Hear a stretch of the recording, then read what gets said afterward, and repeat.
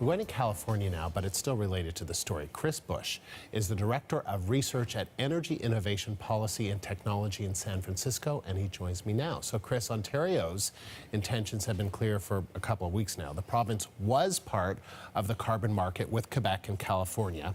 When you hear, given there's a new government here, when you hear about its withdrawal and how other provinces are opposing a carbon tax plan or a carbon pricing plan, what's your reaction? Well, I think it's a lost opportunity for the people in those provinces. The global economy is going towards cleaner technologies. Carbon pricing is one of the most effective, flexible, efficient ways to nudge the economy that way.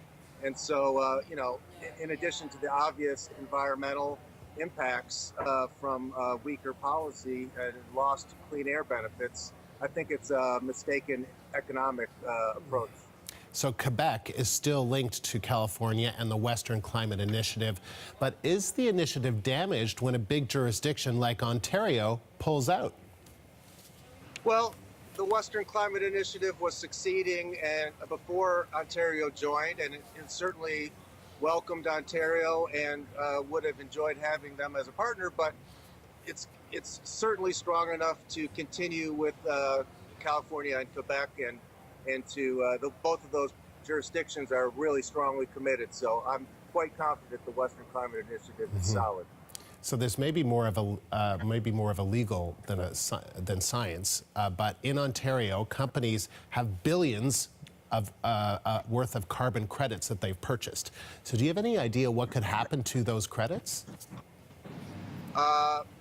You're right. Some of this delves into the specifics of the Ontario regulation, but I can tell you if I'm a holder of one of those permits that I paid for, I'm going to want to be reimbursed if the government destroys the value of them.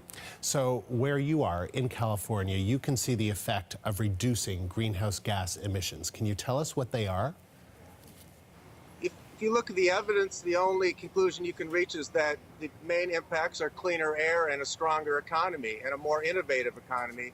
And so I would say the provinces, looking to escape this policy are really backwards in their approach for trying to improve the economy. And so a more dynamic, productive economy is what we're seeing here.